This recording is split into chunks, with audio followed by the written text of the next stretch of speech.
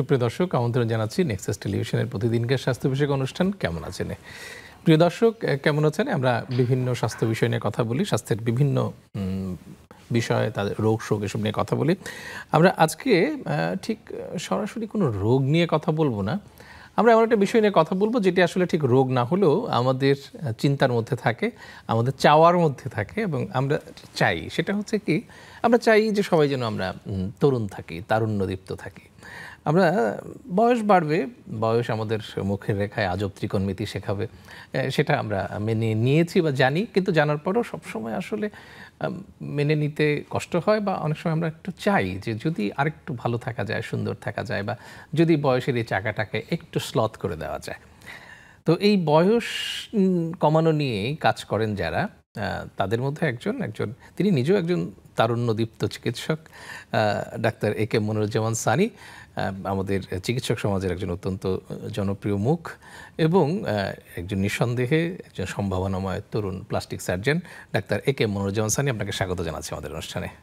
আপনাকে অনেক ধন্যবাদ এবং ধন্যবাদ নেক্সাস টেলিভিশনকে আমাকে আমন্ত্রণ জানানোর জন্য। আমি প্রথমে বলে রাখি, আমি ব্যক্তিগতভাবে 3 দিন আগে আমার একটা সার্জারি হয়। এরপরে যখন নেক্সাস টেলিভিশন থেকে আমাকে ফোন দেওয়া হয় যে আপনি কি আসবেন, আমি প্রথমে বললাম যে না, কিন্তু আমি এই জায়গাটায় এত পছন্দ করি এবং আপনাদের সেটটা আমার জন্য এতটা হোমলি যে আমি বললাম যে না, এটা অ্যাকচুয়ালি আমার জন্য বাসার মতোই। আমি যদি হসপিটাল থেকে বাসায় যেতে পারি, আমি আপনাদের স্টুডিওতে আসতে পারবো। দ্যাটস ওয়াই আপনাদেরকে আরেকবার ধন্যবাদ আমাকে আমন্ত্রণ জানানোর জন্য। That's the spirit. এবং আমি যে কথাটা বলছিলাম যে তারুণ্যদীপ্ত, মানে এটা কিন্তু আরও প্রমাণ করে যে আপনার মধ্যে সবসময় একটা তারুণ্য কাজ করে এবং এনার্জি কাজ করে। অনেক ধন্যবাদ আপনাকে ডাক্তার সানি। আমরা আজকের যে টপিক, সেটা হচ্ছে যে বয়স বাড়লেও কিভাবে চেহারা থাকবে তারুণ্যদীপ্ত। তো আমরা তো সবাই আসলে এটা চাই না, আমাদের চেহারাটা তারুণ্যদীপ্ত থাকুক। আমিও চাই, যদিও আমার বয়স, মানে সবাই চায় বড় হতে, কিন্তু কেউ বুড়া হতে চায় না। সবাই বড় হতে চায়, জীবনে বড় হতে চায় না এমন মানুষ নাই, কিন্তু জীবনে বুড়ো হতে চায় এমন মানুষ নাই। সবাই চায় যে আমি জীবনে বড় হব কিন্তু বুড়ো হব না। এখানেই আসলে কন্ট্রাডিকশনটা। রাইট। তাহলে এখন এই যে মানে আমরা তো বড় হবই, কিন্তু এখন বুড়ো না হওয়া যায়, কিভাবে না হওয়া যায় সেটা নিয়ে আমি একটু আপনার কাছ থেকে শুনতে চাই। শুরু করুন আপনার আলাপ, যে কিভাবে আমরা থাকতে। প্রথম কথা হচ্ছে, এই যে আমরা বুড়ো হই, আমাদের চেহারা বুড়ো হয়, আমাদের শরীর বুড়ো হয়, এটা একটা স্বাভাবিক প্রক্রিয়া। এইজিং। হ্যাঁ, মানুষের জন্ম থেকে মৃত্যু পর্যন্ত এই যে জার্নিটা, এটা একটা স্বাভাবিক জার্নি, যে একটা সময়ের পর পর এই পরিবর্তনগুলো হবে। পৃথিবীতে প্রত্যেকটা জিনিসের যেমন টেম্পারমেন্ট থাকে, সেরকম মানুষের শরীরের সেলগুলোরও কিন্তু টেম্পারমেন্ট থাকে, ইলাস্ট্রিসিটি থাকে, যে এই সেলটা কতদিন ঠিক মতো কাজ করবে, কত বছর পরে গিয়ে সে ম্যাচিউর হবে, কত বছর পরে গিয়ে তার ফাংশন কমে আসবে। তো এই যে বুড়ো হওয়ার যে প্রক্রিয়া, এটা একটা স্বাভাবিক প্রক্রিয়া। বুড়ো হওয়ার সাথে সাথে, বয়সের সাথে সাথে চেহারায় পরিবর্তন আসবে, এটা কিন্তু স্বাভাবিক এবং সাধারণ বিষয়। এখন আপনি যদি না চান যে না, আমি চাই না বুড়ো হতে, আমি চাই ধরে রাখতে, আমি চাই আমাকে তারুণ্যদীপ্ত লাগুক, তখন স্বাভাবিকভাবে আপনাকে অসাধারণ কিছু করতে হবে। সাধারণভাবে তো আপনি পারবেন না, কারণ ওটা তো ন্যাচারাল জার্নি ছিল আপনার। এই যে অসাধারণ ব্যাপারটা, সেটাই আমরা করে থাকি, যেটাকে বলে রিজুভিনেশন, অর্থাৎ তারুণ্যদীপ্ত করা। সেটা সার্জিক্যাল হতে পারে, নন সার্জিক্যাল হতে পারে। দুটো উপায়ে আমরা করে থাকি। যে ফেশিয়াল রিজুভিনেশন কিভাবে করা যায়, যে মানুষের বয়স বাড়বে ঠিকই, কিন্তু সে সহজে যেন বুড়ো না হয়। আচ্ছা, এটা কিভাবে করে থাকেন? আচ্ছা, প্রথমেই বলে দিলাম যে আমরা দুটি প্রক্রিয়া ফলো করে থাকি। একটা হচ্ছে নন সার্জিক্যাল, অর্থাৎ তার চেহারায় পরিবর্তন এসেছে, কিন্তু এমন না যে চামড়া কেটে বা মাংস কেটে বা ফাঁসা জোড়া দিয়ে কাটা ছেঁড়া করে বড় ধরনের সার্জারি করে রিপেয়ার করতে হবে, ব্যাপারটা তা না। সেগুলো হচ্ছে নন সার্জিক্যাল। যেমন দেখবেন যে বয়সের সাথে সাথে মানুষের স্কিনের পিগমেন্টটা কিন্তু পরিবর্তন হয়। এইখানে আমি আপনাকে একটা সিক্রেট বলে দেই। ব্যাপারটা হচ্ছে, মানুষের চামড়ার বেসিক্যালি দুটা লেয়ার থাকে, একটা থাকে এপিডার্মিস, একটা থাকে ডার্মিস। এখন মানুষ যখন কম বয়স্ক থাকে, তখন তার ডার্মিসটা অনেক থিক থাকে, থিক এন্ড ইলাস্টিক। তখন দেখা যায় তার চেহারা টান টান থাকে, তার স্কিনের কালারটা একটু গ্লো করে, কারণ তার ডার্মিসটা থিক। আর যে পিগমেন্টেশন, অর্থাৎ যেই রঙের পরিবর্তনগুলো হয়, এই যে কালচে কালচে দাগ পড়ে, সেগুলো কিন্তু থাকে এপিডার্মিসে। তো বয়সের সাথে সাথে ঘটনাটা উল্টো হতে থাকে, ডার্মিসটা পাতলা হতে থাকে, সেই তুলনায় ইপিডার্মিসটা মোটা দেখায়। তখন এই যে ছোট ছোট দাগ, ছোট ছোট পিগমেন্ট, সেগুলো স্পষ্ট হতে থাকে। এটা একটা পরিবর্তন। এছাড়া আরেকটা পরিবর্তন হচ্ছে এই যে ডেন্স একটা ডার্মিস ছিল, তার শক্তিশালী একটা চামড়ার স্তর ছিল, সেটা বয়সের সাথে লুজ হতে থাকে। এর ফলে দেখা যায় চামড়া ঝুলতে থাকে। তো একটা হয় যেটাকে আমরা বলি এই যে চামড়া ঝুলে যাওয়া, স্যাগিনেস অফ দ্য স্কিন, সেটা হচ্ছে সার্জিক্যাল একটা প্রসিডিউরের প্রয়োজন হতে পারে। আবার অনেকে দেখা যায় যে না, আসলে এটা আসলে ঝুলে পড়ে নাই, কিন্তু ভাঁজ, ছোট ছোট ভাঁজ, যেটাকে আমরা বলি রিঙ্কলস। তো এই সবগুলোকেই যখন আমরা ট্রিট করি, অর্থাৎ কোনোটা যদি দেখা যায় যে না, তার খুব বেশি অতিরিক্ত চামড়া ঝোলার সমস্যা নাই, কিন্তু অন্য সমস্যাগুলো আছে, তার ডার্মিসটা থিন, তার পিগমেন্টেশনটা একটু অন্যরকম, অথবা তার বলিরেখাগুলা, এই যে কপালের উপরে দেখবেন যে ট্রান্সভার্স কতগুলো লাইন দেখা যায়, এগুলোকে আমরা সাধারণ বাংলায় বলিরেখা বলে থাকি। আবার দেখবেন এই যে কপাল কুচকালে এদিকে লম্বা কয়েকটা লাইন দেখা যায়, এটাকে আমরা গ্ল্যাবেলার লাইন বলে থাকি। তো এগুলো অনেক সময় দেখা যায়, এগুলো অ্যাকচুয়ালি চামড়ার থিকনেস কমার কারণে না, কিন্তু তার চামড়ার নিচে যে মাসল, সে যে সারা জীবন ধরে কপাল কুচকেছে, হেসেছে, এক্সপ্রেশন শো করেছে, খুশি হয়েছে, আশ্চর্য হয়েছে, তার ফেশিয়াল যে নানা ধরনের এক্সপ্রেশন, সেই এক্সপ্রেশনের যে মাসলগুলা, সেই মাসলগুলা কখনো না কখনো চামড়া টানতেই থাকে। সে তখন ভাঁজগুলো ঠিক করে যে কোথায় কোথায় ভাঁজ পড়বে। এখন যার ফেশিয়াল এক্সপ্রেশন যত বেশি, তার কিন্তু ভাঁজও তত বেশি পড়ার সম্ভাবনাই থাকে। তো তখন দেখা যায় যে আমরা আসলে চামড়া কাটার কোনো ব্যাপার থাকে না, তখন দেখা যায় এই মাসলটাকে কিভাবে আমরা একটু কম অ্যাক্টিভ করা যায়। এই যে সে এত টান দিচ্ছে, তাকে বলতে হবে না না, এত টানার দরকার নাই, ইউ জাস্ট রিল্যাক্স। যেমন এই ঘটনাগুলোতে যে ক্ষেত্রে অনেক বেশি স্কিন থাকে না, তখন কিন্তু আমরা নন সার্জিক্যাল কিছু জিনিস ট্রাই করে থাকি। যেমন স্পেশালি আপার 1/3 অফ দ্য ফেসকে যদি আমি 3 ভাগ করে নেই, এই যে হেয়ার লাইন থেকে চোখ পর্যন্ত, চোখ থেকে নাক পর্যন্ত, এবং ঠোঁট থেকে চিবুক পর্যন্ত, আমি যদি 3টা ভাগ করে নেই, আপার 1/3 দেখবেন যে এই রিঙ্কেলগুলো পড়ে, কপালের ভাঁজের পরে, চোখের চারপাশে 3টা মনে হয় যে কাকের পায়ের মতো, 3টা কাকের পা এরকম আছে। তো এই প্রবলেমগুলোতে দেখা যায় আমরা অনেক সময় নন সার্জিক্যাল ট্রাই করি। নন সার্জিক্যাল মধ্যে খুব কমন যেটা করা হয়, বোটক্স করা হয়। বোটক্স করে সেই মাসলগুলা, যে মাসলগুলো টান দিচ্ছে, সেই মাসলগুলোকে রিল্যাক্স করতে দেওয়া হয়, যে তুমি আগামী 6 মাস একটু আরাম করো। তো তখন দেখা যায় সে কম টানে, সে ভাঁজগুলোও কম বোঝা যায়। এটা হচ্ছে আপার 1/3। আবার অনেক ক্ষেত্রে দেখা যায় যে না, তার আসলে বলিরেখার সমস্যা না, কিন্তু তার স্কিনের গ্লোটা একটু কম।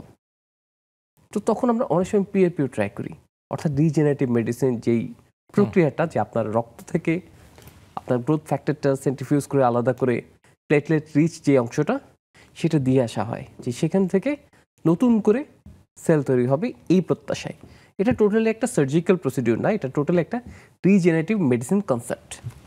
অর্থাৎ আমরা বলি না যে স্টেম সেল থেরাপি, সেটাও কিন্তু এরকমই, যে আমি এমন কিছু সেল দিয়ে আসবো যে নতুন করে সেল তৈরি করতে পারবে। আবার অনেক ক্ষেত্রে দেখা যায় পিগমেন্টেশন, অর্থাৎ রংটা কালচে হয়ে গেছে, স্পেশালি ফেসের 2 পাশে রংটা কালচে হয়ে গেছে, যেটাকে আমরা সাধারণ বাংলায়, জনপ্রিয় বাংলায় বলে থাকি মেস্তা। আমার তো মেস্তা পড়ে গেছে, বলতে না, আমার কম বয়সী ছিল না, কিন্তু এখন মেস্তা পড়ে গেছে। এটা কিন্তু কোনো অসুখ না, এইটাই তার চামড়ার স্বাভাবিক রং। আগে তার ডার্মিসটা অনেক ঠিক ছিল, যে কারণে বোঝা যেত না, গ্লোটা ভালো ছিল, ডার্মিসের কালার তো হোয়াইট, এই জন্য এটা বোঝা যেত না, কিন্তু তার ইপিডার্মিসের কালার এটাই ন্যাচারাল, এটা কোনো রোগ না। তো এখন বোঝা যাচ্ছে। এখন এটা দূর করার জন্য যেটা করতে হচ্ছে, ইপিডার্মিসটাকে কোনো না কোনোভাবে সরাতে হয়। এটার অনেক উপায় আছে, কেমিক্যাল পিলিং আছে, লেজার আছে, ডার্মাব্রেশন আছে। তবে এটাও বলে রাখি, ইভেন কিছু মেডিসিন আছে যেটা আসলে এই পিগমেন্ট তৈরি হওয়াটা কমায়। কিন্তু এটাও বলে রাখি, কিন্তু এটা কিন্তু সম্পূর্ণ কোনো একটা প্রসিডিউর করলেন, এটা সম্পূর্ণ চলে যাবে। অনেকে আসেন যে না, আমার মেস্তাটা চিরতরে দূর করে দেন, এটা কিন্তু সম্ভব না, কারণ এটা তার স্কিনের ন্যাচারাল কালার। আপনি ট্রিটমেন্টে থাকবেন ততদিন বোঝা যাবে না, লম্বা সময় ট্রিটমেন্টে না থাকলে এটা কিন্তু আবার দেখা দেবে। তো এরকম নন সার্জিক্যাল অনেকগুলো প্রসিডিউর আমরা করে থাকি। লেজার করি, এটা তো বললাম, কেমিক্যাল পিলিং করি, ইভেন মাইক্রোনিডলিং। অর্থাৎ দেখা যায় অনেকের ক্ষেত্রে দেখা যায় না চামড়া আসলে এক্সট্রা নাই, কিন্তু তার ছোট ছোট ফাইন রিঙ্কলস, অথবা তার আগে অনেক বছর আগে থেকে ছোট ছোট ব্রণ হতো, সেখানে ছোট ছোট ছোট ছোট স্পট। মাইক্রোনিডলিং এর কনসেপ্টটা হচ্ছে সুই, ছোট ছোট সুই, সেটা আপনার স্কিনে প্রিক করবে কন্টিনিউয়াসলি সারা চেহারা জুড়ে। তো তখন দেখা যাবে ফাইব্রোসিস হবে, সে যেহেতু আঘাত পাচ্ছে। মানুষের শরীরে তো ন্যাচারাল হিলিং প্রসেস আছে, কারণ আমাদের কোথাও কেটে গেলে সেটা কিন্তু হিল করে ফাইব্রোসিস হয়ে। তো এই যে ফাইব্রোসিস হবে, সে কি করে টান দেয়, টেনে আবার একটু টান টান করে তোলে। তখন দেখা যায় যে না, এই যে ফাইন রিঙ্কেলগুলো একটু কম বোঝা যায়। এরকম নন সার্জিক্যাল এরকম অনেক প্রসিডিউর আছে যেটা আমরা করে থাকি। আচ্ছা, কিন্তু হ্যাঁ, আচ্ছা, পরের প্রশ্ন আসেন। হ্যাঁ, এই পরের প্রশ্ন বলতে কি আসলে এইখানে একটা মানে সবারই একটা কমন প্রশ্ন থাকে, সেটা হচ্ছে এই যে বোটক্সের কথা বললেন আপনি, যে বোটক্স ব্যবহার করলে কি আসলে কোনো ক্ষতি আছে কিনা, কোনো সাইড এফেক্ট আছে কিনা? বোটক্স ব্যবহার করার প্রথম যে প্রবলেমটা পেশেন্ট বলে থাকেন সেটা হচ্ছে, আচ্ছা, প্রবলেমের আগে আমি প্রথমে বলি, বোটক্স ব্যবহার করার জন্য কিন্তু খুব ভালো একটা সেন্টার অথবা খুব কোয়ালিফাইড কারো কাছে দেওয়া উচিত, কারণ বোটক্সে অনেকের হাইপার সেন্সিটিভ হতে পারে, ইউ নেভার নো।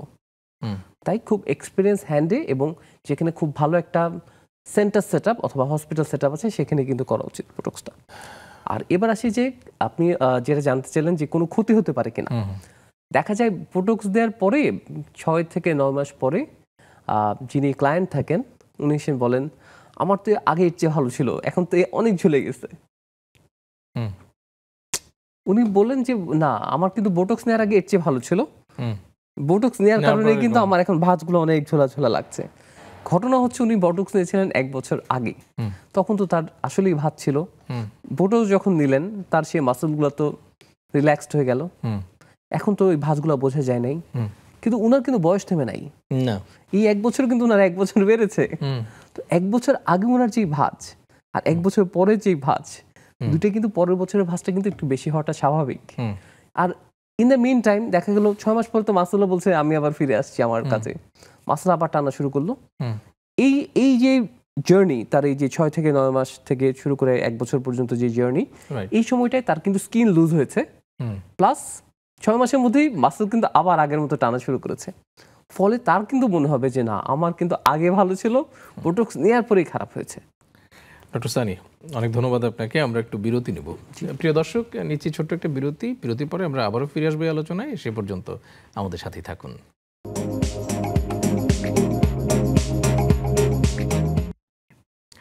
প্রিয় দর্শক, বিরতির পরে আবারও ফিরে এলাম নেক্সাস টেলিভিশনের প্রতিদিনকার অনুষ্ঠান, স্বাস্থ্য বিষয়ক অনুষ্ঠান কেমন আছেন। প্রিয় দর্শক, আমরা অসুখ বিসুখ নিয়ে কথা বলি, কিন্তু আজকে আমরা ঠিক অসুখ নয়, কিন্তু আমাদের দৈনন্দিন জীবনে খুব প্রয়োজন এবং আমাদের একটা চাওয়া, সেটি হচ্ছে আমরা যেন তারুণ্যদীপ্ত থাকি, সেই বিষয়টি নিয়ে কথা বলছি। আমাদের সাথে আছেন ডক্টর এ.কে. মনিরুজ্জামান সানি, তিনি সহকারী অধ্যাপক, জাতীয় বার্ন প্লাস্টিক সার্জারি ইনস্টিটিউট।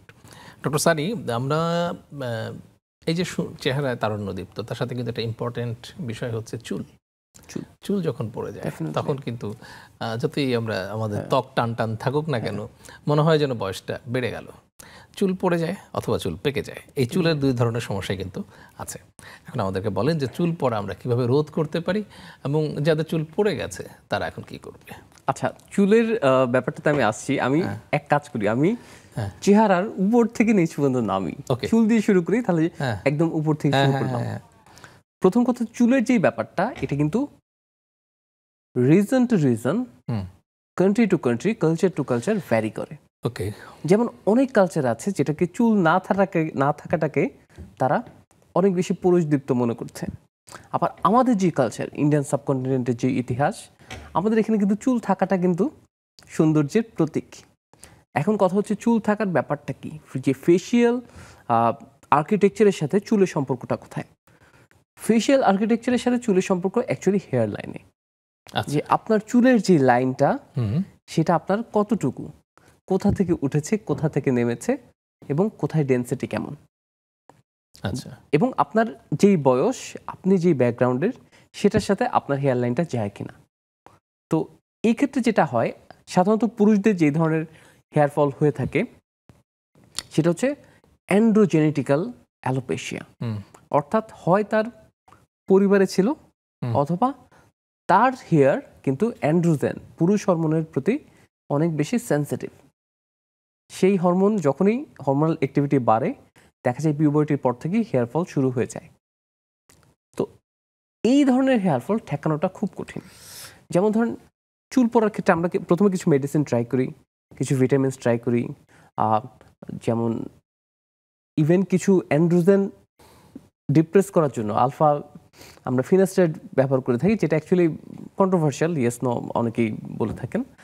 আবার অনেক টপিক্যাল আমরা কিছু লোশন ব্যবহার করে থাকি, যেমন বিভিন্ন নামে পাওয়া যায়, জেনোগ্রো, বিভিন্ন নামে পাওয়া যায়, বিভিন্ন কনসেন্ট্রেশনে পাওয়া যায়। মিনোক্সিডিল, অ্যাকচুয়ালি ওটার নাম হচ্ছে মিনোক্সিডিল, 5% 10% বিভিন্ন কনসেন্ট্রেশনে পাওয়া যায়। তো এই ধরনের কনজারভেটিভ ম্যানেজমেন্টগুলোতে দেখা যায় অনেকে সুফল পান, কিন্তু বেশিরভাগ মানুষ পান না। কেন পান না? তারটা মেল প্যাটার্ন হলে অ্যান্ড্রোজেনেটিক্যাল। আবার আমরা অনেক ক্ষেত্রে পিআরপি করে থাকি। পিআরপি হচ্ছে প্ল্যাটলেট রিচ প্লাজমা, যেটা আমি আগেও কথা বলছিলাম।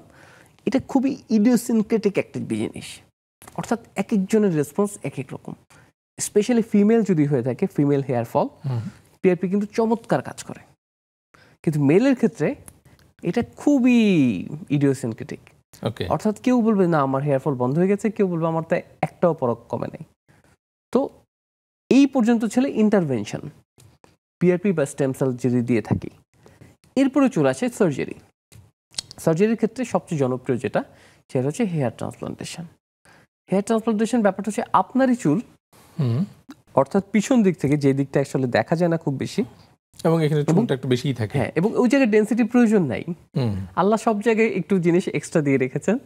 এই এক্সট্রা স্কিনটা হচ্ছে পিছন, এক্সট্রা চুলগুলো হচ্ছে পিছন দিকে, যেখানে অ্যাকচুয়ালি ডেনসিটি দরকার নাই, কিন্তু সেইখানে অনেক ডেন্স। আপনি যদি সেখান থেকে 5000 চুলও তুলে আনেন, সেখানে ডেন্সিটি কিন্তু কমবে না, সেটা কিন্তু দেখতে খারাপ দেখে না, বরং ভালো দেখাবে। তো সেইখান থেকে চুল এনে যখন সামনে বপন করা হয়, সেটা কিন্তু সারভাইভ করে, কারণ এটা আপনারই চুল, আপনারই টিস্যু। সেই হেয়ার ফলিকল এখান থেকে যখন রক্ত পাবে, নিউট্রিশন পাবে, সে কিন্তু টিকে যাবে। তাই এটা খুবই জনপ্রিয় এবং এটা একটা স্থায়ী সমাধান হচ্ছে হেয়ার ট্রান্সপ্লান্টেশন সার্জারি। তো এটা দিন দিন জনপ্রিয় হচ্ছে এবং সামনে আরও জনপ্রিয় হবে। এবং দেখা যায়, আপনি শুনে থাকবেন যে টার্কিতে তারা কিন্তু ইন্ডাস্ট্রি তৈরি করে ফেলেছে। ইস্তানবুলে দেখা যায়, ইস্তানবুলে এত এত হেয়ার ট্রান্সপ্লান্ট ক্লিনিক, যে পৃথিবীর সব জায়গা থেকে ওখানে যারা দেখা যাচ্ছে বেড়াতে যাচ্ছে, একটু হেয়ার ট্রান্সপ্লান্ট করে যাই, বা হেয়ার ট্রান্সপ্লান্ট করতে আসছে, একটু ইস্তানবুলটা দেখে যাই। মানে ওরা একটা ইন্ডাস্ট্রি ডেভেলপ করে ফেলেছে। আমাদের এখানে যে গার্মেন্টস শিল্প একটা ইন্ডাস্ট্রি, মানে ওদের এটা একটা tourism, kind of health tourism. তো আমরাও চেষ্টা করছি, আমরা অ্যাস্থেটিক ট্যুরিজম বলে, অ্যাস্থেটিক ট্যুরিজম, ইয়েস, আমরাও কিন্তু চেষ্টা করছি বাংলাদেশে এই হেয়ার ট্রান্সপ্লান্ট ইন্ডাস্ট্রিটা ডেভেলপ করার। অলরেডি আমরা কাজ শুরু করেছি এবং ইনশাআল্লাহ অদূর ভবিষ্যতে আমরা চমৎকার একটি রেজাল্ট দেখাতে পারবো। এবার চলে আসি হেয়ারের পরে, চলে আসি ফোরহেড। ফোরহেডের ক্ষেত্রে আমি তো নন সার্জিক্যাল ব্যাপারগুলো বললামই, এবার সার্জিক্যাল ব্যাপারগুলো শুধু বলি। ফোরহেডের ক্ষেত্রে যেটা দেখা যায় যে বয়সের সাথে সাথে ফোরহেডের স্কিনটাও তো লুজ হয়, ফলে আইব্রোগুলো ঝুলে পড়ে, স্পেশালি ল্যাটারাল সাইডে, অর্থাৎ সাইডের আইব্রোটা দেখবেন বয়স্ক মানুষের সামনের দিকে ঝুলে আছে, চোখের উপর হুডের মতো হয়ে আছে। আপনি দেখেছেন কখনো এরকম? হ্যাঁ। তো এই প্রবলেমটার কারণে তাকে অনেক বেশি বয়স্ক দেখায়। তো এটার ক্ষেত্রে আমরা যেটা করি সেটাকে বলে ব্রাউ লিফট, অর্থাৎ তার আইব্রোগুলোকে আবার উপরে তোলা হবে, একটা সুন্দর কম বয়স্ক মানুষের যেরকম আইব্রো হয়ে থাকে সেরকম করে দেওয়া সম্ভব। এবং এটাতে কিন্তু কোনো দাগও দেখা যাবে না, কারণ এই ইনসেশনটা বা কাজটা শুরু করা হয় অনেক উপর থেকে, কপালে কিন্তু কোনো কাটা ছেঁড়া থাকে না। এটা একটা গেল ব্রাউ লিফট। আরেকটা বড় প্রবলেম বয়সের সাথে যেটা হয় সেটা হচ্ছে চোখের পাতায়। চোখের পাতাগুলো একেবারে লুজ হয়ে যায়, লুজ হয়ে একদম ঝুলে পড়ে। উপরের চোখের পাতায় হয়, নিচের চোখের পাতায় হয়, দুই চোখের পাতায় দেখবেন একদম ঝুলে পড়ে। তখন যেটা করা হয়, উপরের চোখের পাতায় এই এরিয়াটা থেকে মেজার করা হয় যে কতটুকু এক্সট্রা স্কিন আছে, যেটা কেটে ফেলার পরেও চোখ খুব স্বস্তির সাথে বন্ধ করা যাবে, খোলা যাবে। এবং চোখের পাতার অপারেশনের একটা পজিটিভ দিক হচ্ছে এখানে কেটে যদি খুব ভালো হ্যান্ডে সেলাই দেওয়া হয়, খুব দক্ষ কেউ সেলাই দেয়, এই সেলাইয়ের দাগ কিন্তু বোঝা যাবে না, এই সেলাইয়ের দাগ থাকবেই না, এটা একদম ভাঁজের মধ্যে পড়ে যাবে। আচ্ছা, এটা একটা গেল উপরের চোখের পাতা, যেটা আবার টান টান করা সম্ভব। এবার আসি নিচের চোখের পাতা। নিচের চোখের পাতায় দুই ধরনের প্রবলেম হয়। একটা হচ্ছে ল্যাক্সিটি, অর্থাৎ সেটা কিন্তু ঝুলে পড়ে, আর আরেকটা হচ্ছে আন্ডার আই ব্যাগিং। এখানে দেখবেন হ্যাঁ, যে মনে হবে বালিশের মতো কি জানি একটা ফুলে আছে, অনেক মানুষের দেখবেন। আবার অনেকে দেখবেন গ্রুভিং, মনে হবে অনেক বেশি গর্ত। এখন নিচের পাতার ক্ষেত্রে দুই রকম আছে। একটা হচ্ছে আপনি চামড়া দিয়েও ইনসিশন দিয়ে করতে পারেন, সেটার দাগটাও খুব একটা বোঝা যাবে না। আবার ভিতর থেকে কনজাংটিভা দিয়েও কিন্তু ভিতরে অ্যাপ্রোচ করা যায়। অ্যাপ্রোচ করে দেখা যায় ওই যে চোখের পাতা টাইটেনিং তো করতেই হয়, সাথে এই যে ব্যাগগুলো থাকে যেগুলো বালিশের মতো ফোলা ফোলা, সেগুলোও কিন্তু কমিয়ে একেবারে কম বয়সের মতো করে ফেলা সম্ভব। তাই চোখের পাতার সার্জারিগুলো কিন্তু খুবই ড্রামাটিক রেজাল্ট দেয়, একদম ড্রামাটিক। মানে করার 1 থেকে 2 সপ্তাহ পরে তার চেহারার ব্লেফারোপ্লাস্টি বলা হয়। আচ্ছা, এটা আমাদের দেশে আপনারা এটা আমরা নিয়মিত করি, একদম নিয়মিত করি। আচ্ছা, আপনাদের যে জাতীয় বার্নারোপ্লাস্টিক সার্জারি ইনস্টিটিউট আছে সেখানেও আপনারা করছেন? সেখানে অ্যাকচুয়ালি সরকারি হাসপাতালে যেটা প্রায়োরিটি সেটা হচ্ছে মানুষের ফান্ডামেন্টাল রাইটসের যেই স্বাস্থ্য ব্যবস্থা, অর্থাৎ যার জীবন রক্ষার জন্য, তার লিম রক্ষার জন্য, হাত পা অঙ্গ রক্ষার জন্য, এবং শেষে গিয়ে হচ্ছে এস্থেটিক্স, অর্থাৎ প্রায়োরিটি বেসিসে সেটা যদিও এস্থেটিক্সটা পরে, তাও আমরা চেষ্টা করি যে না, এই কেসগুলো মানুষের চাওয়াগুলো পূরণ করার জন্য পূরণ করে আমরা সবসময় চেষ্টা করি যে সুযোগ থাকলে যেন একটা ভালো সার্ভিস দেওয়া যায়। এরপরে চলে আসি আরেকটু নিচে নামি। নাকের ক্ষেত্রে ব্যাপারটা, নাকটা আসলে বয়সের সাথে খুব বেশি রিলেটেড না। নাকে আসলে যার প্রবলেম, তার ছোটবেলা থেকে প্রবলেম থাকে যে আমার নাক পছন্দ হয় না, আমার সব পছন্দ হয়, আমার নিজের নাক পছন্দ হয় না, আমার নাকটা একটু যদি শার্প হতো। হ্যাঁ, মানে কেউ আয়নাতে নিজেকে দেখে যদি নিজের নাককে বলে যে না আমার নাকটা অনেক সুন্দর, that means he or she loves his or her appearance. কেউ যদি তো নাককে ভালোবাসতে পারে, সে তার পুরোটাকে ভালোবাসতে পারবে। আচ্ছা, তো নাকের ব্যাপারটা একটু আলাদা। নাকের ব্যাপারটা এমন যে বয়সের সাথে পরিবর্তন হয়, নাকেরটা যার প্রবলেম থাকে অনেক আগে থেকেই থাকে। আর এরপরে চলে আসি বয়সের সাথে যে আরও কিছু প্রবলেম হয়, সেটা হচ্ছে এই যে ভাঁজগুলো, যে নেজোলেবিয়াল ফোল্ড, নেজোজুগাল ফোল্ড, এই যে ভাঁজগুলো, এগুলো প্রমিনেন্ট হতে থাকে, গভীরতা বাড়তে থাকে। অর্থাৎ এই ভাঁজটা আমি যত বড় হতে থাকবো, এটা তত গভীর হতে থাকবে। তো এটা একটা প্রবলেম। এরপরে দেখবেন যে গালগুলো ঝুলে পড়ে, গলা ঝুলে পড়ে, গলার এখানে ভাঁজ পড়তে পড়তে মনে হয় যে কয়েক পরতে পর্দা ভাঁজ করে আছে, এগুলো হয়। সেই ক্ষেত্রে আপার 2/3 ফেশিয়াল টাইটেনিং, আপার 2/3 ফেসের যদি স্কিন বেশি থাকে, সেই ক্ষেত্রে চমৎকার একটা সার্জারি হচ্ছে ফেস লিফট। ফেস লিফটে যেটা করা হয়, কানের সামনে দিয়ে ছোট্ট একটা ইনসিশন দেওয়া হয়। আচ্ছা, এবং এমনভাবে দেওয়া হয় যেটা আপনার ন্যাচারাল যেই ক্রিজগুলো আঁকা বাঁকা, সেরকম করে দেওয়া হয়, যেটা বোঝা যায় না, করে স্কিনটাকে তোলা হয়, তুলে অনেক দূর পর্যন্ত ডিসেকশন করা হয়। স্কিনের নিচে একটা লেয়ার থাকে, সেটাকে বলে স্ম্যাশ। আচ্ছা, সুপারফিশিয়াল মাস্কুলো অ্যাপোনেউরিটিক সিস্টেম। এখানে কিছু মাসল থাকে, কিছু টেন্ডন থাকে, ছোট ছোট কিছু ফাঁসা থাকে। তো দেখা যায় অনেক ক্ষেত্রে সেই স্ম্যাশও ল্যাক্সিটি থাকে, তো সেটা টাইটেনিং করতে হয়। প্লাস অতিরিক্ত যে চামড়াটা, সেটা টেনে টান একদম তারুণ্যদীপ্ত একটা চেহারায় এনে পরে এটা সেলাই করে দেওয়া হয়। সেটা কিন্তু চমৎকার একটা রেজাল্ট দেয়। এবং এই ধরনের ক্লায়েন্টরা যারা আসেন, তাদের কমপ্লেন্সটা অনেক ভালো থাকে, যে তারা খুব র্যাপিডলি একটা রেজাল্ট পান, এবং উনি বলেন যে আমার তো এক সার্জারি করে আমার বয়স 20 বছর কমে গেল। আচ্ছা, তো আবার অনেক সময় দেখা যায় নেক লিফট একই রকম, তখন একটু ইনসিশনটা আমরা বেশি দিই, যাতে একসাথে গলার চামড়াটাও কমিয়ে না যায়। আবার কিছু ক্ষেত্রে, যেমন আমি একটু আগে বলছিলাম যে কিছু ক্ষেত্রে এই ভাঁজের গভীরতা বেড়ে যায় যেসব জায়গায়, সেই ক্ষেত্রে কিন্তু আরেকটা চিকিৎসা আছে, সেটা নাম হচ্ছে ফ্যাট গ্রাফট। যে আমরা তলপেটের অনেক, মানে পৃথিবীতে যে বলে আমার কোনো ফ্যাট নাই, তারও তলপেটে অনেক ফ্যাট আছে। তলপেট জায়গাটাই হচ্ছে এমন, ওখানে কিছু না কিছু ফ্যাট পাওয়া যাবে। তো সেখানে আমরা ফ্যাট এনে সেটাকে পিউরিফাই করে, প্রসেসিং করে যেই যেই জায়গায় ভাঁজ বেশি সেখানে আমরা দিয়ে আসি, ফলে ওই ভাঁজটা চলে যায় এবং এটা দুইভাবে কাজ করে। এক, এটা ফিলার হিসেবে কাজ করে, কারণ সেই জায়গাটা ভরাট করে দেয়। দ্বিতীয়ত, এটাও কিন্তু রিজেনারেটিভ মেডিসিন। এই যে ফ্যাটটা শরীরের আরেক জায়গা থেকে নিয়ে আসে, ওই ফ্যাটের কিন্তু ক্যাপাসিটি থাকে এখানে নতুন করে টিস্যু তৈরি করার। হ্যাঁ, আর এর বাইরে বাণিজ্যিক কিছু ফিলার আছে, সেগুলো আমরা অনেক সময় দিয়ে থাকি, যার খুব মাইল্ড কারেকশন দরকার, অল্প একটু কারেকশন দরকার, সেক্ষেত্রে কিন্তু বাণিজ্যিকভাবে কিছু ফিলার কিনতে পাওয়া যায়, হাইলুরোনিক অ্যাসিড বেসড কিছু ফিলার, সেগুলো আমরা ব্যবহার করে থাকি। এবং এগুলো ব্যবহার করলে তার এই যে ত্বকের যে টান টান হওয়ার বিষয়টা, এটা নিশ্চিত হয়? নিশ্চিত হয় না, কারণ হাইলুরোনিক অ্যাসিড ফিলারের ব্যাপারটা হচ্ছে এটা তো লাইফ লং থাকবে না। আমরা বলে দিই এটা কিন্তু 6 মাস পর আবার বসে যাবে, তখন আবার দিতে হবে। তখন আবার দিতে হবে। আর ফ্যাট গ্রাফট করার সময় আমরা বলে দিই যে ফ্যাট আপনাকে যতটুকু দিচ্ছি পুরোটা কিন্তু থাকবে না, কারণ এটা তো ন্যাচারাল টিস্যু, আপনার বডির টিস্যু, এবং এটা আপনার ব্লাড সার্কুলেশনের সাথে 1/3 কিন্তু কমে যাবে। আচ্ছা, একদম স্বাভাবিকভাবে কমবে, কিন্তু বাকিটা থেকে যাবে এবং ইউ উইল লুক বেটার। তো আমরা দেখা যায় ইচ্ছা করে একটু বেশি দিয়ে দিই, যা প্রয়োজন ওই ক্যালকুলেট করে তার চেয়ে একটু বেশি দিই, যাতে চলে যাওয়ার পরে যাতে 2 মাস পরেও তার পেশেন্টের স্যাটিসফ্যাকশন থাকে যে না, আই এম লুকিং গুড। আচ্ছা, আপনাদের কাছে যে রোগীরা আসে তারা যে প্রত্যাশা নিয়ে আসে, রোগীরা তো সাধারণত এই ধরনের চিকিৎসার ক্ষেত্রে এক ধরনের প্রত্যাশা নিয়ে আসে, এবং অনেক ক্ষেত্রে কিন্তু এই প্রত্যাশাটা পারদটা থাকে অনেক উঁচুতে। তো সেটা কি আসলে মানে সবসময় কি এই প্রত্যাশা এবং প্রাপ্তি সমন্বয় ঘটে? আচ্ছা, এই ক্ষেত্রে আমি প্রথমে বলি, এই ধরনের রোগীদেরকে কিন্তু আমরা পেশেন্ট বলি না, আচ্ছা, আমরা বলি ক্লায়েন্ট।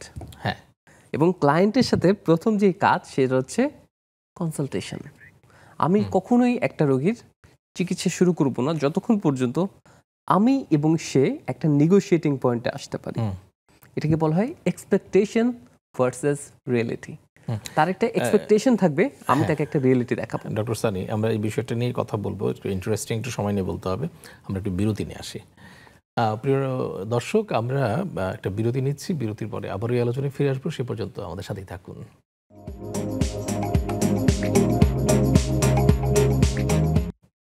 সুপ্রিয় দর্শক, বিরতির পরে আবারও ফিরে এলাম নেক্সাস টেলিভিশনের কেমন আছেন অনুষ্ঠানে। প্রিয় দর্শক, আজকে আমরা কথা বলছিলাম খুবই ইন্টারেস্টিং একটা বিষয় নিয়ে, সেটা হচ্ছে যে বয়স বাড়লেও কীভাবে চেহারা থাকবে তারুণ্যদীপ্ত। এই জন্য আমরা আজকে স্টুডিওতে উপস্থিত করেছি একজন তারুণ্যদীপ্ত প্লাস্টিক সার্জনকে, সহকারী অধ্যাপক ডাক্তার এ.কে মনিরুজ্জামান সানি। তিনি জাতীয় বার্ন ও প্লাস্টিক সার্জারি ইনস্টিটিউটে রয়েছেন।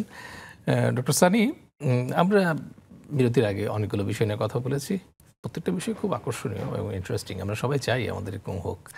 তো যেটা বলছিলাম যে আমাদের মানে যারা ক্লায়েন্টরা যারা আসে তাদের এক্সপেকটেশনটাকে কিভাবে মিট করতে পারেন, যখন মিট আপ না হয় তখন আপনারা কিভাবে কথা বলেন? প্রথম যে কনসালটেশন, হ্যাঁ, সেটার কথাই বলছিলাম, যে এটা হচ্ছে এক্সপেকটেশন ভার্সেস রিয়েলিটি। প্রথমে আমি তার থেকে শুনি যে সে কি চায়, এরপরে শুনি সে কেন চায়। যদি আমার প্রথমেই মনে হয় যে না, তার চাওয়াটা কিন্তু খুব বেশি আনরিয়েলিস্টিক, তখন সে কি চায় ব্যাপার আমি আর থাকি না, আমি চলে যাই সে কেন চায়। কেন? আপনাকে তো এখনই ভালো লাগছে, আমার তো মনে হয় আপনি এখনই সুন্দর। তো এভাবে যেতে যেতে একটা সময় আমরা একটা পয়েন্টে পৌঁছাই, যখন সে বলবে যে না, আমাকে আপনি এক কাজ করেন, আমাকে শাহরুখ খানের মতো একটা নাক তৈরি করে দেন। তখন আমরা কিন্তু বুঝাই যে না, আপনার ফেসিয়াল প্রোফাইলটা কিন্তু এরকম, আপনার কিন্তু শাহরুখ খানের মতো হবে না, আপনার মতোই হবে। আচ্ছা, এটা কিন্তু ওরকম হবে না। তো যদি ক্লায়েন্ট খুব বেশি স্টাববর্ন হয়, তখন কিন্তু আমরা এবিসিডি প্রসেসে চলে যাই, মানে অ্যাভয়েড করে যাই। আচ্ছা ঠিক আছে, আপনাকে এখনই ভালো লাগছে, লেটস নট ডু ইট, আপনি, আমার মনে হয় এটা ভালো হবে না, এভাবে করে পোস্টপোন করে দিই। আর যদি মনে হয় যে না, আমি সত্যিই একটা ভিজিবল প্রবলেম দেখতে পাচ্ছি, যে না, ওনার আসলেই তো মাংসটা ঝুলে গেছে, আমি একটা ভিজিবল প্রবলেম দেখতে পাচ্ছি এবং উনি যেটা এক্সপেক্ট করেছেন সেটা আমার রিয়েলিটির কাছাকাছি, তো তখন আমরা বলি, তখন আমি কাউন্সিলিংয়ে চলে যাই। কনসালটেশনের পরেই কিন্তু কাউন্সিলিংয়ে চলে গেলাম। আমি এবার ওনাকে বলা শুরু করব যে আমি আপনাকে কী কী প্রোভাইড করতে পারি এবং দেখেন এটাতে আপনার উপকার হয় কিনা। তো দেখা যায় বেশিরভাগ ক্ষেত্রেই যখন ওনারা দেখেন যে না, উনি যেটা প্রোভাইড করছেন আমার সাথে মিলে যাচ্ছে, তখন ওনারাও আগ্রহী হন যে না, আমি পরের স্টেপে যাব। পরের স্টেপে গিয়ে আমরা তাকে এক্সামিনেশন করি, তাকে ইন ডিটেইল তার প্রবলেমগুলোকে অ্যাড্রেস করি, সেটা নোট ডাউন করি এবং আমরা কী কী করব সেটা একটা প্ল্যান করে ফেলি। এর আগ পর্যন্ত কিন্তু আমরা কখনোই ট্রিটমেন্টে হাত দিই না। যেমন অনেক প্রবলেম আছে, being a plastic surgeon trauma কিন্তু আমরা ডিল করে থাকি। যেমন হাতের পায়ের ট্রমা, একটা রোড ট্রাফিক অ্যাক্সিডেন্ট, সেক্ষেত্রে কিন্তু আমার এত কিছু, তার আগে আমার হাতটা বাঁচাতে হবে, তার পাটা আগে আমাকে বাঁচাতে হবে। এখানে কিন্তু তার সাথে আমার নেগোসিয়েশনের কিছু নাই, বার্গেনিং এর কিছু নাই। সেখানে কিন্তু আমার প্রথম কাজ বিং এ সার্জন, তার হাতটা যেন সেভ হয়, তার হাতটা যেন ফাংশনিং থাকে, এবং সে যেন তার ট্রমাটাইজ পা দিয়ে সারা জীবন হাঁটতে পারে, দৌড়াতে পারে, একটা ভালো জীবনযাপন করতে পারে। সেখানে কিন্তু এই যে counselling, consultation, negotiation, expectation, reality, এই ব্যাপারগুলো নেই। কিন্তু অ্যাস্থেটিকের ক্ষেত্রে প্রথম কিন্তু এগুলোর পরে যখন আমরা একটা পয়েন্টে পৌঁছাই যে না, আমি এটা দিব, আপনি এতটুকু নিতে পারবেন, আপনার এতটুকু হবে কিনা, বা আমি এতটুকু দিলে আপনি খুশি হতে পারবেন কিনা, তখনই আমরা প্রসিড করি। এই ধরনের কেস আমরা কখনোই করি না যে ধরেন একজন এসে বললো যে ডাক্তার সাহেব আমার ফেসটা টাইট করে দেন, সার্জন আমার ফেসটা টাইট করে দেন, আমি কিন্তু করি না। আচ্ছা ঠিক আছে, আপনি বসেন, আপনার সাথে একটু কথা বলি। মানে আমি তার থেকে অনেক ডিটেইল একটা কনসালটেশন করি, কি চান, কেন চান, তার ব্যাকগ্রাউন্ড, তার সাইকোলজিক্যাল ইভ্যালুয়েশন, সে কি সমাজের চাপে পড়ে এরকম করছে, সে কি কাউকে খুশি করার জন্য এমন করছে, তার অ্যাকচুয়াল প্রবলেম সব কিছু ডিল করার পরে এরপরেই কিন্তু আমরা প্রসিড করি, আদারওয়াইজ কিন্তু প্রসিড করি না। অনেক ধন্যবাদ আপনাকে। অনেক তো কথা হলো, আমাদের বিভিন্ন ধরনের সার্জারির কথা হলো। একটা জিনিস বাদ পড়ে গেছে, আমরা ফেসের চেহারার যেহেতু কথা বলছিলাম, যে ডাবল চিন। ডাবল চিনের ইন্টারেস্টিং ব্যাপারটা হচ্ছে আমাদের শরীরে অনেক জায়গায় ফ্যাট ডিপোজিশন হয়, অনেক জায়গায়, হ্যাঁ, যেগুলো আসলে এক্সারসাইজ এবং ডায়েটের মাধ্যমে কমানো সম্ভব। কিন্তু কিছু কিছু জায়গায়, যেমন তলপেটের কথা আমি আগেই বলে ফেলেছি, যেটা আপনি শুধুমাত্র ডায়েট এবং এক্সারসাইজ দিয়ে দূর করতে পারবেন না। এটাকে বলা হয় রেজিস্ট্যান্ট ফ্যাট। ডাবল চিন ছোট এলাকা, কিন্তু এলাকাটা এমন, এই ফ্যাট কিন্তু ফেসের সব ফ্যাট কমে যায়, এই ফ্যাট সহজে কমতে চায় না, অর্থাৎ খুব রেজিস্ট্যান্ট একটা ফ্যাট ডিপোজিশন হয়। আর ডাবল চিনের ফলে দুইটা অ্যাঙ্গেলের প্রবলেম হয়, একটা হচ্ছে তার চিবুকের সাথে গলার যে অ্যাঙ্গেলটা, আর গলার সাথে তার এই এলাকার এই চিনের যে অ্যাঙ্গেলটা, এটাকে আমরা বলি সার্ভাইকো মেন্টাল অ্যাঙ্গেল। এটা কিন্তু স্বাভাবিকভাবে মানুষের দেখা যায় 100 থেকে 120 ডিগ্রি, মানে বেশ সুন্দর একটা অ্যাঙ্গেল থাকে, যেটা সাইড থেকে একটা সুন্দর প্রোফাইল দেখা যায়।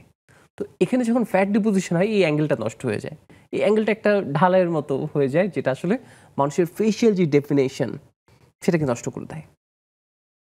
তো এটা নিয়ে দেখা যায় মানুষ খুবই হতাশায় ভোগে, জানা আমার তো ডাবল চিন, এখন কি করব। ডাবল চিনের সমস্যাটা যেরকম ছোট, এই সমাধানটাও কিন্তু খুবই সহজ। সমাধানটা হচ্ছে আমরা এইদিকে ছোট্ট একটা ছিদ্র করি, যেটা হয়তো উনি 2 সপ্তাহ পরে খুঁজেও পাবেন না।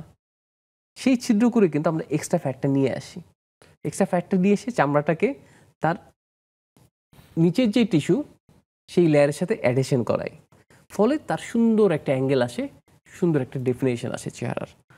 এবং সেটা খুবই কমের, মানে এমনও না যে তার খুব বড় ধরনের কোনো সার্জারি করতে হয়, এমনও না যে কোনো কাটাছেঁড়া করতে হয়, শুধুমাত্র আমরা ছোট্ট একটা ছিদ্র করে কিন্তু ডাবল চিনের সমাধান করতে পারি। এবং ফেসের অ্যাঙ্গেলেও কিন্তু এক ধরনের ফ্যাট ডিপোজিশন হয়। হ্যাঁ, ওটা দেখতে হয়, ওটা আসলে যার দেখা যায় ফেসের অ্যাঙ্গেলের প্রবলেম, তার কিন্তু এক্সট্রা স্কিন আছে, তার ক্ষেত্রে কিন্তু ফেস লিফট লাগতে পারে। আচ্ছা, কিন্তু যার দেখা যায় এমনি ফেস ঠিক আছে, শুধু এই থুতনিটা ডাবল, তাকে খুব খুব সহজে সমাধান দেওয়া সম্ভব, তার বড় সার্জারির প্রয়োজনই হয় না। কিন্তু যার দেখা যায় অ্যাঙ্গেল পর্যন্ত সমস্যা, তার কিন্তু মোস্ট প্রবাবলি তার একটা ফেস লিফট সার্জারি লাগবে। এই ধরনের সার্জারিতে সাধারণত রোগীকে হাসপাতালে থাকতে হয় কিনা, এবং থাকলে কতক্ষণ, কতদিন থাকতে হয়? আচ্ছা, এই ধরনের সার্জারিতে ব্যাপার দুটা ঘটে। একটা হচ্ছে যদি খুব এক্সটেন্সিভ স্ম্যাশ ডিসেকশন লাগে, অর্থাৎ স্কিনের সাথে অন্যান্য লেয়ারগুলো টাইটেনিং করতে হয়, সেই ক্ষেত্রে কিন্তু অজ্ঞানটা জেনারেল অ্যানেস্থেসিয়া করতে হয়, তাকে পুরোপুরি অজ্ঞান করতে হয়। ওকে, সেক্ষেত্রে অ্যাটলিস্ট একদিন হসপিটাল স্টে থাকাটা জরুরি। কিন্তু যাদের শুধুমাত্র স্কিন ল্যাক্সিটি, তাদের ক্ষেত্রে কিন্তু অনেক সময় পুরোপুরি অজ্ঞান না করেও করা সম্ভব। সেক্ষেত্রে কিন্তু দেখা যায় যে তাকে হসপিটাল স্টেটা জরুরি না, দেখা যায় অপারেশন করে 2-3 ঘন্টার মধ্যে তিনি বাসায় চলে যেতে পারেন। অনেক ধন্যবাদ আপনাকে। অনেক ধরনের কথা হলো, সার্জারি কথা হলো। এবার একটু আমাদেরকে, আমরা অনুষ্ঠানের প্রায় শেষের দিকে, আমাদের কী ধরনের জীবনযাপন, কী ধরনের খাদ্যাভ্যাস এবং কি মেনে চললে পরে আমরা কোনো রকম সার্জারি ছাড়াই দীর্ঘ সময় ধরে আমাদের তারুণ্য দীপ্ত থাকতে পারবো, সে ব্যাপারে পরামর্শ দিন। আচ্ছা, প্রথম ব্যাপারটা হচ্ছে ডায়েট, যেটা আমরা কেউ মানি না। আমরা কেউ মানি না। ফাস্টফুড খাই, হ্যাঁ, ফাস্টফুড খাই, প্রচুর ট্রান্স ফ্যাট খাই, প্রচুর কার্বোহাইড্রেট খাই। দ্বিতীয় হচ্ছে ডিসিপ্লিন, যেটা আমাদের জীবনে খুবই কম। যে আমার জীবনে একটা প্যাটার্ন থাকবে যে আমি দিনে 2 ঘন্টা এই কাজ করব, 1 ঘন্টা এই কাজ করব, 2 ঘন্টা এই কাজ করব, 1 ঘন্টা এই কাজ করব, এরকম সেগমেন্ট টু সেগমেন্ট ভাগ থাকবে, যেটা আমরা মেনটেন করতে পারি না। আমরা ডাক্তাররা তো আরও পারি না। আর 3 নাম্বারটা আমি যেটা ফিল করি সেটা হচ্ছে একটা মানুষকে ফিলোসফিক্যালি সাউন্ড থাকাটা খুব জরুরি, এবং এটা এক এক মানুষের ক্ষেত্রে এক এক রকম। যেমন যিনি ধরেন খুব ধার্মিক, উনি যখন নামাজ পড়েন বা প্রার্থনা করেন, মানে তার কিন্তু একটা ফিলোসফিক্যাল গুড ফিলিং হয়। যিনি সঙ্গীত শিল্পী, উনি যখন গান তার একটা মেন্টাল একটা সাউন্ডনেস আসে। এরকম আমরা আসলে আমাদের মনটাকে খুব বেশি অবহেলা করি, এবং মনটা অবহেলা করার কারণে আমাদের স্ট্রেস হয়। স্ট্রেসটা এজিং বাড়ায়, চেহারা খারাপ হয়, এবং এটা একদিক দিয়ে ভালো, তখন আমাদের কাছে বেশি বেশি মানুষ আসবে এবং ফেসলিফট সার্জারি করাবেন। আচ্ছা, খাওয়া দাওয়ার ব্যাপারে কি পরামর্শ আপনার? কি ধরনের খাবার আসলে খাওয়া উচিত? ব্যালেন্স ডায়েট, অর্থাৎ শুধুমাত্র আমরা বাঙালিদের খাবারটা বেসিক্যালি কার্বোহাইড্রেট বেসড। ভাত, রুটি, ভাতের সাথে আবার আলু ভর্তা, হ্যাঁ, কার্বোহাইড্রেট বেসড। হ্যাঁ, তো এটা একসময় ঠিক ছিল। কখন ঠিক ছিল? যখন আমরা অনেক পরিশ্রম করতাম। যখন আমরা ধরেন যে কৃষক, উনি তো বার্ন করবেন, ওনার তো ক্যালোরি লাগবে, ওনাকে তো জ্বালানি দিতে হবে। এখন আমি এয়ার কন্ডিশন অফিসে বসে থাকি, আমিও সেই কৃষকের খাবারটাই খাই, কার্বোহাইড্রেট বেস খাবারই খাই। আমি প্রচুর জ্বালানি দিচ্ছি, যেটা পোড়াচ্ছে না। সেটা না পড়লে সেটা কি হয়? সেটা ফ্যাট আকারে জমা হয়ে কি করে? আমার রক্তনালীগুলোকে চিকন করতে থাকে, আমার চামড়ার নিচে ফ্যাট হতে থাকে, আমার বিভিন্ন ধরনের প্রবলেম হতে থাকে, আমার হৃদয় দুর্বল হতে থাকে। সব দিক থেকে আমরা প্রবলেম পড়ে যাই। আমাদের এই যে ডায়েটের যে প্যাটার্ন, কার্বোহাইড্রেট বেস যেই ডায়েট হ্যাবিট, এটা খুব বড়। মানে আপনি বলতে চাচ্ছেন যে আমাদের শাকসবজি বেশি করে খেতে হবে, প্রোটিন খেতে হবে, যথেষ্ট প্রোটিন খেতে হবে, এবং পর্যাপ্ত ঘুম, পর্যাপ্ত বিশ্রাম, এবং যেটা আপনি বলেছেন যে একটা ফিলোসফিক্যালি স্ট্রেস না নেওয়া, স্ট্রেস ফ্রি জীবনযাপন করা, এবং ফিলোসফিক্যালি একটা সাউন্ড লাইফ লিড করা, এবং খুশি থাকাটার একটা আমি যখন ছোট ছিলাম, অনেক কিছু হতে চেত, কেউ ডাক্তার হতে চেত, কেউ পাইলট হতে চেত। আমি শুধু চিন্তা করতাম আমি বড় হয়ে আমি খুশি থাকবো, আমি সুখী থাকবো, আমি হাসি খুশি থাকবো, আমি চিল করবো, আমি কোনো প্যারা নিব না, আমি খুব চিল একটা লাইফ লিড করবো। তো এই যে খুশি থাকার যে ব্যাপারটা, এটা আমরা ছোটবেলা থেকে একটা ভুল একটা কনসেপশনের মধ্যে দিয়ে বড় হই, যে হয়তো আমি এটা পেলে খুশি থাকবো, হয়তো আমি ওখানে পৌঁছালে খুশি থাকবো, হয়তো আমি প্রফেসর হয়ে গেলে খুশি হব, হয়তো আমি খুব ভালো সার্জন হলে খুশি হব, হয়তো আমি মহাকাশচারী হলে খুশি হব। ব্যাপারটা কিন্তু সেরকম না। মানুষ পৃথিবীতে কখনোই গোল বেস খুশি হতে পারে না, অ্যাচিভমেন্ট বেস কোনো খুশি হওয়ার সুযোগই নেই। ওটা খুবই সাময়িক। খুশি থাকাটা একটা অভ্যাস, এবং এটা একটা ডিসিশনও বটে। এটা একটা ডিসিশন যে না, আমি খুশি থাকবো, আচ্ছা যা হোক ঠিক আছে, আচ্ছা আমার এখানে 1 লক্ষ টাকা লস হয়ে গেছে, আচ্ছা ঠিক আছে, এনিওয়ে আমি খুশি থাকি আপাতত। এই খুশি থাকাটা খুব জরুরি, যেটা আমরা সবসময় ভুলে যাই। আমরা সবসময় স্ট্রেস নিতে পছন্দ করি, আমরা সবসময় স্ট্রেস নিজে নিতে পছন্দ করি, আমরা সবসময় মানুষকে স্ট্রেস দিতে পছন্দ করি, এবং আমরা শুকরিয়া আদায় করি না, উই আর নট, আমরা স্যাটিসফাইড না, স্যাচুরেশনটা আমাদের কম, আমাদের মনে হয় যে লাইফ নিয়ে আমরা সবকিছু নিয়ে খুব সিরিয়াস, আমরা একটা পার্থক্য বুঝি না।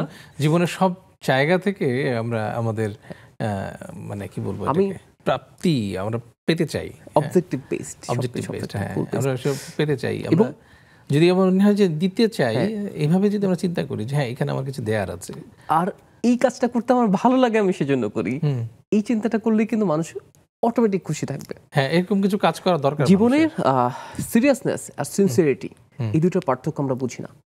আমাদেরকে আসলে সবকিছু সিনসিয়ারলি করা উচিত, সিরিয়াসলি না। আমরা সবকিছু অনেক সিরিয়াসলি নেই, কিন্তু সেটা সিনসিয়ারলি করি না।